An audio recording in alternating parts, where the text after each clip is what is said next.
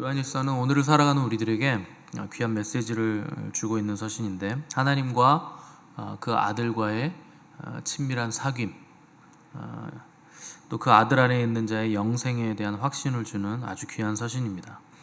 그래서 우리가 그분을 믿는다는 것은 무거운 짐을 얹고 살아가거나 아주 고통스러운 삶을 살아가는 것이 아니라 상황과 관계없는 영원한 기쁨, 그 영생의 기쁨과 영생을 주시는 하나님과의 깊은 사귐의 기쁨을 누리는 것이라 하는 것을 사도 요한은 우리에게 이 메시지를 통해서 알려주고 싶은 겁니다. 요한일서 1장 4절 보시면, 우리가 이것을 쓰면 내가 하나님의 아들의 이름을 믿는 너희에게 이것을 쓰는 것은 너희로 하여금 너희에게 영생이 있음을 알게 하려 함이라, 이렇게 기록을 했습니다. 그러니까 우리에게는 영생과 그 기쁨이 삶 속에서 어떻게 표현되는가, 거룩함과 사랑으로 나타나게 된다. 이 두 가지 열매로 나타난다 하는 것을 요한이 말씀해주고 있는 겁니다. 오늘 본문에서도 그리스도인의 중요한 범죄하지 아니하는 줄을 안다, 이렇게 기록을 했습니다. 하나님께로부터 난 사람들은 범죄하지 않는다 하는 것인데, 이런 구절을 읽으면 또 금방 우리는 또 눌리죠. 나는 그럼 그리스도인이 아닌가 보다, 나는 하나님께로부터 난 자가 아닌가 보다 생각이 드는 것이죠. 왜냐하면 매일 보는 것이 내가 하나님 앞에서 범죄하고 있다는 것, 내가 매일 범죄하고 있는 것을 보게 되기 때문에, 특별히 행위로 범죄하는 게 아니라 마음과 생각으로 우리는 늘상 죄를 짓기 때문에 나는 하나님께로부터 난 자가 아닌가 보다, 이런 생각이 들게 되는 것이죠. 근데 이 구절에서 범죄치 아니한다라는 헬라어를 보시면 그 신죄를 계속 짓고 있다라는 말을, 시제를 갖다 붙인 겁니다. 그러니까 하나님께로부터 난 자는 지금 계속 범죄를 즐기면서 죄를 짓지 않는다라는 뜻입니다. 마음이 한결 가벼우시죠? 그러면 나는 하나님께로부터 난 자구나, 이렇게 생각하시면 연약하여 넘어질 수는 있겠지만 습관적으로 범죄를 즐기면서 짓지 않는 이 구절의 정확한 뜻입니다. 그래서 요한은 왜 죄를 자꾸 지어, 죄 지면 안 돼, 이렇게 경고하는 게 아니고, 정말 예수 그리스도를 믿어서 하나님께로부터 난 사람이라면 자연스럽게 죄를 멀리하게 된다, 또 죄와 싸우게 된다, 습관적으로 즐기면서 죄를 짓지 않게 된다 하는 것을 우리에게 말해주고 있는 겁니다. 근데 그럼에도 불구하고 우리는 이제 죄를 지을 때마다 눌리죠. 죄라는 것이 우리를 이렇게 죄책감으로 짓누르기 때문에 그런 겁니다. 또 죄라는 것이 우리를 그렇게 쉽게 놔주는 것이 아니기 때문에, 그러니까 죄가 얼마나 집요하고 야비하게 우리를 붙드는가 하는 것이죠. 어떤 때는 굉장히 성난 파도처럼 우리를 향해서, 어떤 햇빛처럼 우리를 유혹하는 것이 죄가 우리를 붙잡아두는 방법입니다. 근데 어떻게든지 한번 우리가 죄를 짓기만 하면 끝까지 추격하면서 따라오는 것이 또한 이 죄죠. 그 사람에게 있는 모든 다른 문제들은 죽으면 다 끝나거든요. 근데 죄는 죽음 너머까지 우리를 따라옵니다. 그 죄책감 뿐만 아니라 죄에 대한 그 책임, 보응이라는 것은 죽음 너머까지 따라와서 우리를 정죄하고 책임을 지라고 우리를 붙들고 추격해오고 소리를 지르죠. 이렇게 극악무도한 죄를 우리가 가진 그 어떤 방법으로 해결할 수가 없다는 것이 인간의 딜레마입니다. 그래서 하나님께서 하늘에 계신 독생자 예수 그리스도를 우리에게 보내주신 거죠. 하늘에서 그분이 오셨다는 것은 땅에서는 이것을 해결할 수 있는 방법이 없다는 뜻입니다. 그러니까 하늘로부터 그분이 오신 거죠. 그래서 이 죄를 해결할 수 있는 유일한 죄의 문제를 해결하려면 당연히 나를 바라보면 안 되고 예수 그리스도의 십자가, 우리 주님을 바라봐야 되는 겁니다. 근데 많은 그리스도인들이 죄를 지으면 자기 죄를 바라봅니다. 그래서 죄책감에 짓눌려서 나를 보고 죄를 보고 또 죄책감에 짓눌리고 이런 일들을 계속 반복한다는 거죠. 그런 식으로 해가지고는 죄를 벗어날 수 없고 이길 수 없습니다. 오직 하나님의 말씀이신 주님을 바라볼 때 이길 수 있는 것이죠.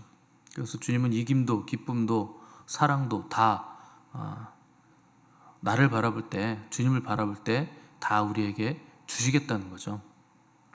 그래서 주님이 제자들에게 하십니다. 믿음이라는 거 하나님의 선물인데 주지도 않고서 왜 책망을 하시냐는 것이죠. 너희들이 할 수 있는 게 아닌데, 믿음도 너희가 할 수 있는 게 아니고 사랑도 너희들이 할 수 있는 게 아니고 이김도 너희들의 어떠한 실력으로 이겨낼 수 있는 게 아닌데 너희들은 왜 하나님을 바라보지 않느냐, 왜 나를 바라보지 않느냐, 그걸 책망하시는 겁니다.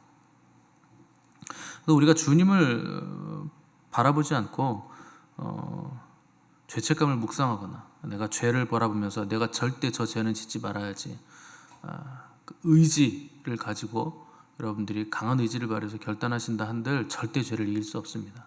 사람으로서는 불가능하기 때문에. 그래서 우리는 십자가를 바라봐야 된다는 거죠. 주님의 십자가를 바라본다는 것은 그분의 은혜를 구한다는 것이고, 또 그분을 바라본다는 것은 우리가 죄를 지었을 때 그분 앞에 나아가서 회개한다는 거죠. 그래서 은혜를 받는 방법은 회개입니다. 회개하지 않으면 그분의 죄사함의 은혜를 우리가 받을 수 없지 않고 버티는 것은 하나님을 낮은 자이면서도 가장 높은 곳에 앉아가지고 권세의 근원 되신 하나님을 대적하면서 끝까지 회개하지 않는 것이 그게 마귀의 특성이죠. 그래서 우리가 죄를 지어놓고 끝까지 회개하지 않는 것, 마귀에게 속한 자라 하는 것을 그냥 드러내 보여주는 겁니다. 또 회개하지 않는다 하는 것은 예수 그리스도의 십자가를 우습게 여긴다 하는 뜻이고, 그 십자가를 무의로 돌리고 있다는 거죠. 그래서 죄를 짓고 회개하지 않는 것 굉장히 심각한 문제입니다. 그런데 또 하나의 문제는 회개를 너무나 쉽게 생각하고 회개를 남발하는 경우도 심각한 문제가 됩니다. 그리스도인들이 이런 생각을 하면서 죄를 짓는 거예요. 그렇게 죄 짓고 회개하고 죄 짓고 회개하고 이걸 반복하다 보면 이제 어느 순간 내성이 생기죠. 그리고 또 슬슬 불안함도 생기죠. 정말 이렇게 반복적으로 회개하는 게 맞는 건가? 이렇게 해도 죄가 사해지는 건가? 내가 올바로 가고 있는 건가? 이렇게 해도 되나? 이렇게 불안한 생각이 들게 돼 있습니다. 스스로 생각해도 내가 회개를 너무 값싸게 하고 있다 하는 생각이 들기 때문에 그런 것이죠. 근데 회개라는 게 사실 그렇게 절대 가벼운 무게의 것은 아닙니다. 가볍게 할 수 있는 게 아니에요. 그 회개라는 것 그 자체가 뭘 전제하고 있냐면 하나님의 아들이신 독생, 죄의 무게가 절대 그렇게 가벼운 것이 아니고 회개를 이렇게 값싸게 할 수 있는 것이 아니라는 겁니다. 그래서 회개를 어떻게 해야 되는지 보여주는 모범적인 그 케이스가 구약의 그 다윗의 회개를 우리가 들 수 있습니다. 그 다윗이 우리아의 아내를 이제 밧세바를 범하고 나서 밧세바가 이제 덜컥 임신을 하죠. 그래서 다윗이 전령을 보내서 전쟁터에 있는 우리아를 이제 불러들입니다. 그래서 너 수고 많았는데 집에서 좀 쉬면서 아내와 좀 지내라. 이렇게 속임수를 쓰죠. 마치 자기 아이가 아니라 우리아의 아내인 것처럼, 우리아의 아이인 것처럼 계략을 꾸미는 거죠. 근데 우리아가요 생각보다 너무 강직한 거예요. 그래서 지금 이스라엘이 전쟁 중에 있고 다 전쟁터에 나가 있는데 내가 집에 가서 잘 수 없습니다. 누울 수 없습니다. 그래서 자기 부하들과 함께 왕궁 문에서 잠을 잡니다. 다윗이 그걸 보면서 써서 우리아의 손에 이제 들려서 전쟁터에 있는 요압에게 이 편지를 전해라 이렇게 전해줍니다. 다윗의 편지를 전달받은 요압이 우리아를 죽이라는, 제거하라는 다윗의 그 메시지를 받고서 그 충직한 부하 우리아를 가장 치열한 전쟁터로 보내서 결국 다윗은 요압에게 명령해서 우리아를 죽이는 데 성공하죠. 그 문제는 하나님이 이 사건을 처음부터 끝까지 다 지켜보고 계셨다는 겁니다. 그래서 다윗에게 하나님, 왕이시여, 한 성읍에 두 사람이 있는데 한 사람은 굉장한 부자고 한 사람은 굉장히 가난합니다. 이 가난한 사람이 양 새끼 한 마리밖에 없고 그 양을 친자식처럼 딸처럼 애지중지하면서 양과 함께 기쁨과 슬픔을 함께 나누고 잘 키우고 있었는데, 엄청난 부자가 자기 집에 손님이 왔다고 이 가난한 사람의 한 마리 양을 뺏어서 그걸 손님으로 대접용으로 빼앗아서 내놨습니다. 이렇게 보고를 하니까 다윗이 노발대발하죠. 그러면서 그리고 그 가난한 자에게 양 빼앗은 것 4배로 갚아야 될 것이다 이렇게 판결을 내리죠. 그때 나단 선지자가 다윗을 향해서 당신이 그 사람이요 이렇게 책망을 하죠. 이때 다윗이 아니 겁도 없이 감히 왕에게 그런 말을 해? 이렇게 참수를 해라 뭐 이렇게 화를 내거나 노발대발한 것이 아니라 합니다.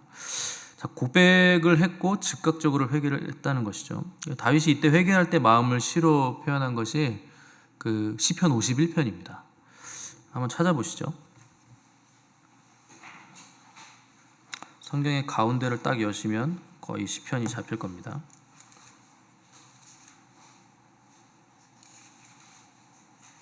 구약성경 시편 51편, 구약성경 839페이지입니다.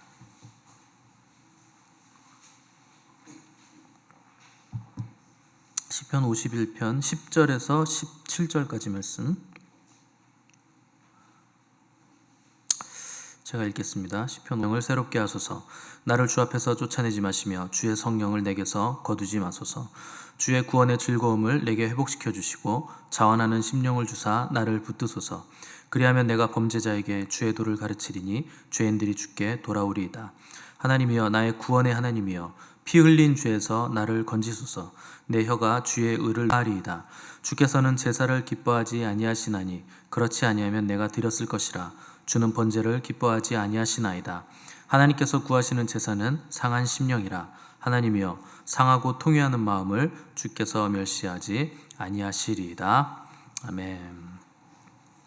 이 다윗의 시편을 보시면 다윗이 회개하는 내용이 죄값을 내가 어떻게 좀 피해 보려거나 어떻게든지 이 상황을 좀 모면해 보려 하거나 죄에 대한 하나님의 보응을 좀 줄여 보기 위해서 회개를 하는 것이 아니었습니다. 만약 그런 것이었다면 제발 용서해 달라거나 벌하지 말아 달라거나 이런 기도를 했겠죠. 근데 5절을 보시면 내가 이렇게 고백하는 것을 볼 수 있죠.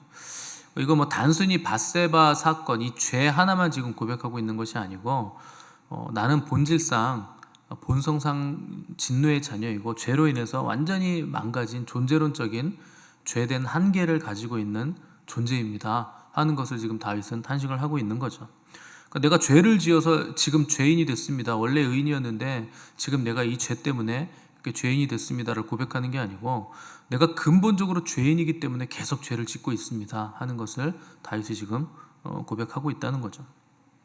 17절 보시면 하나님께서 구하시는 제사는 상한 심령이라. 심령이 다 상해 있겠는가 하는 것을 다윗이 깨닫는지 다윗은 깨달았다는 거죠. 그리고 나단이 찾아와서 그 사람이 당신입니다 이렇게 얘기해 주기 전까지도 그 악한 부자가 나인 줄 나는 모르고 있었다. 그 정도로 나는 무뎌졌고 죄로 인해서 심령이 완전히 망가져 있었다 하는 것을 보면서 다윗이 지금 충격을 받아서 지금 애통해하고 있다는 것이죠. 사실 다윗만큼 하나님과 친밀한 사람 없고 늘 주의 성전에서 거하는 것이 소원이었고 다윗만큼 하나님 잘 믿은 사람이 없는데 나단이 와서 얘기해 주기 전까지 자기가 죄를 지은 것을 모를 정도로 마치 문둥병에 걸린 것처럼 지금 들어갔다. 내 영혼이 심령이 완전히 죄로 인해서 마비되었고 10절 보시면 다윗은 하나님이여 내 속에 정함. 하나님의 창조는 특징이 있습니다. 무에서 유를 만드는 거예요. 그러니까 다윗의 지금 마음속에 정한 마음, 깨끗한 마음이 아예 없다는 겁니다. 무라는 거죠. 그러니 하나님의 창조의 기적이 필요합니다. 내 속에 정한 마음을 좀 창조해 주십시오. 이렇게 고백을 하는 거죠. 창조라는 게 언제 일어납니까? 땅이 혼돈하고 공허하고 흑암이 깊음 위에 있을 때. 땅이라는 건 하나님이 땅이 필요 없잖아요. 땅은 사람에게 필요한 거기 때문에 땅은 사람이거든요. 하나님의 창조의 기적이 언제 필요한가? 사람이 그 심령이 공허하고 혼돈하고 그 흑암이 깊음 위에 있을 때, 그때 하나님의 창조의 기적이 필요하다는 거죠. 그러니까 다윗의 지금 심령이 혼돈하고 공허하고 흑암이 깊은 질서 없는 상태라는 것을 지금 하나님 앞에 고백을 하면서 하나님 내 속에 하나님의 창조의 기적이 필요합니다. 그 기적을 좀 이루어 주십시오. 이렇게 기도하는 거죠. 그러니까 이런 다윗의 기도를 보면 회개라는 게 뭔지 알 수 있죠. 회개는 지금 내가 지은 그 죄 모면하는 게 아니고 구원의 즐거움을 회복하는 겁니다. 그리고 하나님과의 관계를 회복하는 것이고 정직한 영이 새롭게 되는 것이고 우리 안에 정한 마음이 새롭게 창조되는 것. 그게 회개라는 거죠. 단순히 죄책감에 눌린 걸 내가 좀 모면해 보는 게 회개가 아니라는 거죠. 오히려 이 죄 때문에 내가 하나님께 내가 애통해하는 것이 회개고 이 죄를 애통해함으로 인해서 내가 하나님께 가까이 나아가는 새로운 발판이 마련되는 것. 그것이 회개가 우리에게 하는 일이라는 겁니다. 그러니까 회개를 통해서 더 적극적으로 우리가 하나님께 나아가게 된다는 것이죠. 그러니까 하나님이 신실하시다는 것, 우리의 죄가 아무리 심각해도 그분이 감당치 못할 것이 없는 신실함입니다. 그래서 어떠한 죄라도 하나님 앞에 가지고 나아가면 그분은 그 주님의 신실하심으로 반드시 우리를 새롭게 하시고 다시 우리를 충만케 해 주신다는 겁니다. 때문에 우리는 죄를 지으면 하나님 앞에 피하면 안 되는 거예요. 근데 많은 사람들이 죄를 지으면 하나님을 피합니다. 하나님 얼굴 보기를 꺼려하고 그 죄가 거룩하신 하나님을 볼 수 없게 만들기 때문에 당연히 우리는 죄를 지으면 본능적으로 하나님을 피할 수밖에 없게 되죠.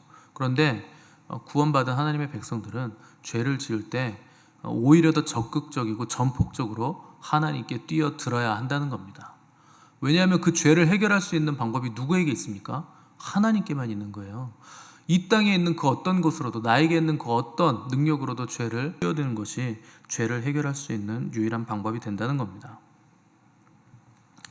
아담과 하와가 죄를 지었을 때 숨었으면 안 되고 또 서로 남 탓하면 안 되고 하나님께 울면서 뛰어들어서 다 해결해 주셨을 것인데 오히려 하나님을 피해서 숨고 하나님이 지어주신 저 여자가, 하나님이 지으신 저 뱀이 이렇게 했다 하고 남 탓을 하면서 어둠 쪽으로 더 휩쓸려 들어갔다는 거죠. 그게 죄가 우리를 끌어당기기 때문에, 죄가 우리에게 그런 일을 하기 때문에 그런 일을 아담과 하와가 했다는 겁니다. 근데 문제는 하나님께 가지고 나갈 때 그 문제가 해결이 된다 하는 것을 우리가 기억하고, 오직 하나님만이 의를 이루실 수 있다 하는 것을 우리가 기억을 해야 된다는 겁니다. 그래서 하나님께 가지고 나갈 때, 하나님이 해결해 주실 때 그 은혜가 너무나 감격이 돼서 터져 나오는 것이 그게 찬송입니다. 그래서 우리가 찬송하는 거예요. 오늘 우리가 찬송할 때 나 같은 죄인 살리신 그 은혜 놀라워, 잃었던 생명을 찾았고 광명을 얻었다. 그래서 유명한 말이 있잖아요. 자수하여 광명 찾자. 물론 예전에는 해서 잃었던 생명을 찾고 광명하는 말이었지만, 자수해서 자복해서 잃었던 생명을 찾고 광명을 얻어라 하는 거죠. 도대체 어떻게 죄인 괴수 같은 우리를 하나님께서 용서하시고 다시 받아주시고 구원해 주실 수 있는가? 이것을 깨달은 자만이 감격해서 이 찬송을 부를 수 있다는 겁니다. 때문에 회개라는 거, 우리가 무슨 죄책감을 좀 모면해보려 한다거나 어떤 죄책을 우리가 좀 벗어나고 싶다거나 아니면 죄로 인해서 하나님께서 나를 치실 것이 두려워서 전전긍긍하면서 하는 것이 회개가 아니고, 회개라는 거 상한 심령이 치유되는 회복의 자리가 회개일 수밖에 없다 하는 겁니다. 그것이 회개의 본질이죠. 더 큰 은혜의 자리를 찾아가는 것, 지난 자리보다 지금의 자리보다 더 크고 놀라운 하나님의 은혜에 감격해서 더 큰 은혜의 자리를 우리가 찾아서 거기 거하는 것, 그것이 바로 회개의 본질이 된다는 겁니다. 왜 이런 회개가 가능한가? 우리 구주 예수 그리스도의 십자가, 그것이 있기 때문에 우리가 이 회개가 가능하게 됐다는 거죠. 그래서 그분이 우리를 지키심에 악한 자가 우리를 만지지도 못한다 하는 것이 오늘 사도 요한의 메시지가 되는 겁니다. 악한 자가 만지지도 못한다면 우리는 왜 늘상 유혹을 받고 넘어지는가? 시험이 없다는 말이 아니고, 주님께서 마귀를 멸하셨기 때문에 마귀가 더 이상 승리하지 못한다, 우리를 끌고 갈 수 없다 하는 것이죠. 예수 그리스도 안에 있으면 결코 우리를 끌어갈 수 없다는 겁니다. 그런데 예수 그리스도 밖으로 벗어나는 순간 그냥 끌려가 우리를 붙드는 거기 때문에 그 은혜를 거부하고 밖으로 나가는 순간 그냥 곧바로 끌려가게 된다는 거죠. 그래서 우리가 싸울 때는 절망감에 빠져서 싸우는 싸움이 아니라 이미 이기신 예수 그리스도의 그 승리가 나의 승리이다 하는 확신을 가지고 우리가 이 싸움을 싸워가는 겁니다. 근데 이 싸움은 살아남는 싸움이거나 상대를 짓누르는 싸움이 아니라는 것 여러분 기억하셔야 됩니다. 하나님의 의를 이루는 싸움이고 거룩한 싸움, 진정한 이김이라는 것은 세상의 방법과는 다르다는 거죠. 세상은 편법과 부정을 통해서 어떻게 해서든지 힘으로 짓눌러서 어떤 방법을 써서든지 이기려고 하는 것이지만, 우리는 중요한 건 승리 자체가 아니라 하나님의 의를 이루는 것이기 때문에 우리가 하나님의 방법을 써야 된다는 거죠. 그래서 그 방법이 바로 십자가입니다. 십자가는 뭐 십자가를 손에 들고 글로 들고 그냥. 그래서 예전에 지하철에서 전도하시던 목사님이 이렇게 막 십자가 들고 전도하는데 막 시비 걸면 이거 이렇게 드셨대요. 십자가 그럼 이렇게 간대요. 그 들어서 또 전도하고 가면 내리고. 근데 그렇게 싸우는 게 아니라는 거죠. 십자가는 뭡니까? 져야만 사함이 있다. 죄를 이긴다. 그것이 십자가의 싸움이고 우리의 싸움의 방법이죠. 그래서 하나님께로부터 난 자는 다 범죄하지 아니하는 줄을 우리가 아노라. 하나님께로부터 나신 자가 그를 지키심에 악한 자가 그를 만지지도 못하느니라. 여러분, 이 말씀이 실제가 되시기를 바라고 바랍니다. 함께 기도하겠습니다.